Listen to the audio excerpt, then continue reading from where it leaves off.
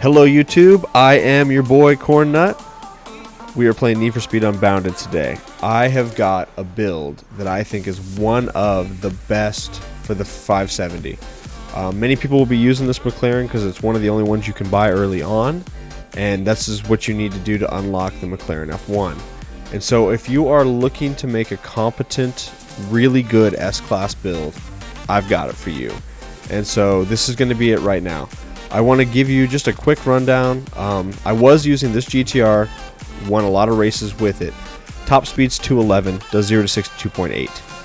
Horsepower 722, max torque's 579, quarter miles 10.6. It's a fast car. Like I say, I won a lot of races with it. We go over the McLaren, got more horsepower, it's got more torque, does a faster quarter mile. It has 768 horsepower, 593 torque, and does a quarter mile 10.3. Here's the caveat. Top speed's 190. Does the same 0 to 60 in 2.8. It is literally 22 mile an hour slower on the top end than this GTR is. But it slaps. It is really, really good, and I will show you why. So let's go, and I'm going to pick that car, and I will show you why I think it is so good and how I built it, so that way you can build one yourself. Do any style you want, any body kit you want, all that's vanity, that doesn't matter. For performance, we are running the Pro engine. It is the 562 horsepower, 3.8 liter V8. I think it's the one that comes in the car. So for parts, the first thing you do is you go to the transmission.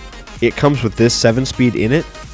If I was to put 7-speed in it now, it makes it S+, bumps it up to 225 mile an hour, and just it takes the car out of the S class.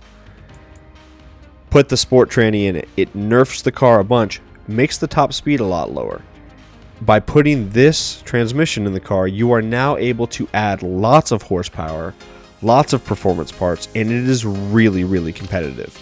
And so with that added, I went in, we do the Pro intake, we do the Pro, we do the Elite ECU. So Elite ECU. We do the Super injectors, or the fuel system. We do the Elite exhaust. For the turbo, I put the biggest one on it that would produce the most boost. So there's other ones that do more torque, or maybe better quarter mile times, but you'll see that they put us into an S of a 335, 336. With this centrifugal supercharger, we get the most horsepower, which will get us to our top speed faster than these other ones will. So even though they have a higher rating, I think this is actually the best for the car. So you do the Elite centrifugal supercharger. You get away with Super NOS. For suspension, I went with the regular suspension, but the Elite tier 1, so that we have the most of the slider. You have to do just the regular super brakes. For tires, you get to go all the way over to Elite. You put the regular Elite tires on. Any of the rest of them take you out of the class. You can maybe get away with grip. I would have to tweak it a little bit just to see. You could put drift tires on it if you're a drifty boy. It just depends. But you cannot do regular road tires. Regular clutch in it. Like I said, you put on the sport transmission. It's key. And then make sure you can do any differential you want. This just gives you the most leeway. You can't do the basic one. You've got to get out of the basic one. For whatever reason, that basic one, it puts you at a 330. Your auxiliary ones, go with what you feel. I do drift and near miss, because at the higher speeds, you're drifting more than you're gripping. But that's just me personally. From there, you go down to handling. This is important. For those of you that are tuning your car, you can squeak a couple of points high or low with how you tune it. So like right now, we're 20% drift with higher downforce. If I lower the downforce just one click, it puts us at a 330. If I keep going with that downforce, it stays at that 330 number. But if I go and I add more grip to it, that number goes higher and higher and higher. And so if you do a max grip tune and then you're tweaking this, I guess 333 is the most you can get out of it. But it's like I said, it's really important that you set up your car. You can do a 5% drift tune with it, with the way it's currently set up. I lean more towards the 20% drift. So it's one click away from the highest downforce, and then 20% drift, traction control off, brake tap for entry. That's how I've been tuning it. I rather like it. I think it's pretty consistent. If you wanted to do more with it on the high or the low side of things, you can make it more drifty and give it more on that side and still keep it at the 329. So that's the build for this McLaren. It's fast. Yeah, it's just flat out a fast car. I've been next to other cars, a GTR specifically, and he's in full boost, and I'm just driving without any NOS, and I'm pulling away from him. It doesn't get out of the corners as fast as I'd like it to when you're drifting, but that's purely based on the build. So I'm going to dive right back into ranked play, and we're going to see if we can do a couple of S races, and I'll show you guys how good this thing is.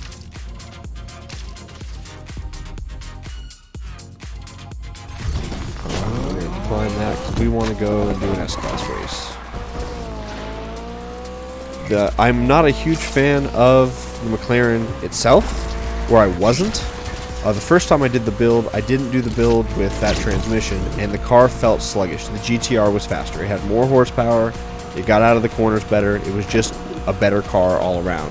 And I was like, shoot, man, I'm going to get spanked online because I'm driving a car that's not as good. We could have flown in there. That would have been really neat. But I'm driving a car that's not as good, and so I didn't like that. But after going and tuning the transmission, 190, it seems like, hey, you know, I'm missing out on my top speed. This is S-Class. Most of the playlists, like this track, for example, let's go down the S-tier tracks. You're never going to hit faster than 190 on that track. That one, you don't. It's an oval track. This one, same deal. You might hit 190 in the upper stretch at the top there, but that'd be about the only place. On the rails, not going to get your top speed there. Not going to get your top speed there. Same thing. Circle track. What I'm showing you here is these races are not set up for you to reach 200 plus mile an hour in these cars. And so why tune a car that has this crazy top speed that you're never going to use, and you're basically using points for the setup that you're wasting? And so this one right here, the drop, I think, but that's an A-Class race. The S-Class race, you won't. I was like, that drop, you would go fast, but that's not an S-Class race. So let's, this one's probably got the longest straight out of all of them. And this has got a long straightaway too. So these two are going to be probably, if the car was going to do the worst, it would be on these two races. So I'm going to try to queue this up for this. Hopefully somebody joins so I can show you the build on this car. I'm proud of it. I didn't like it originally. The first time I built the car, I did a different transmission, and I put the best parts on it that I could. Got it up to that 329, and it wasn't nearly as good as the GTR R35.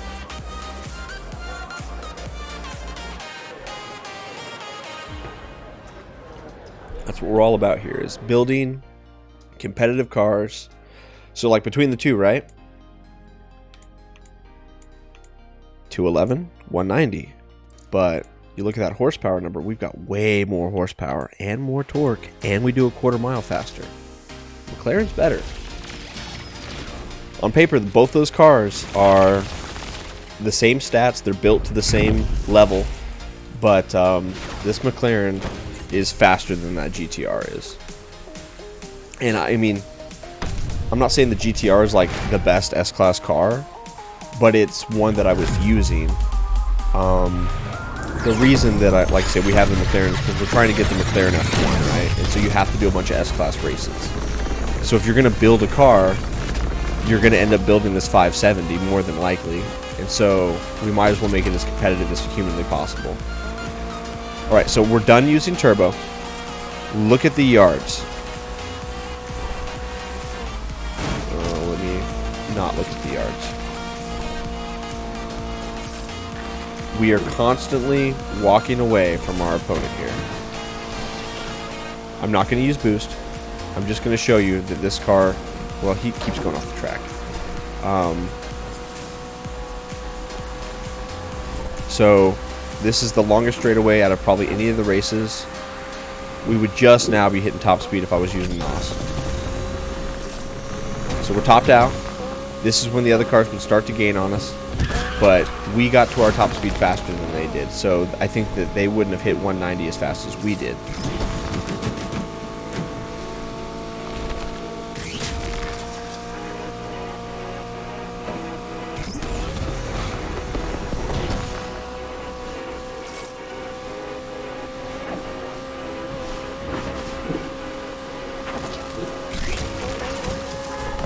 See that we're topped out again, but we were only in that top gear for, gosh, 2 seconds, if that.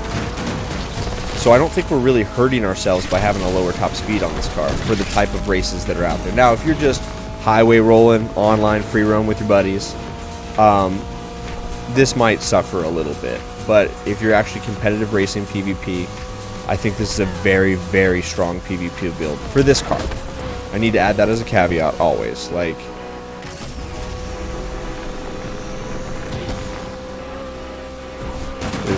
there's going to be a better S-Class car, for sure. There's no way it's this McLaren. But this is the best S-Class McLaren you can build if you're trying to get that McLaren F1 unlocked.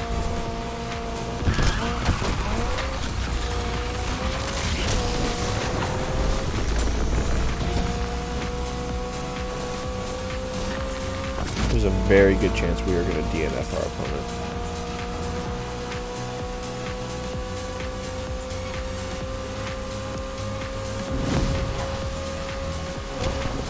Once again, where we just hit top speed, but we get to 190 faster than the other cars do because we've got more horsepower. So just because we're bouncing off the rev limiter, many of the other cars, even though they might have a higher top speed, they might only be going 180 there.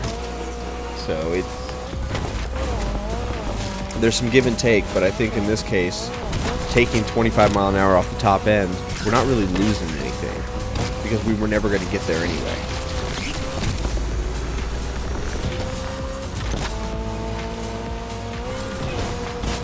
So, thank you. If you liked this video and you stuck till the end, I appreciate you. Please like, maybe subscribe. I'm going to be making more content for Need for Speed Unbounded. I am Alex Cornnut, your wheelman. Thanks for coming and hanging out.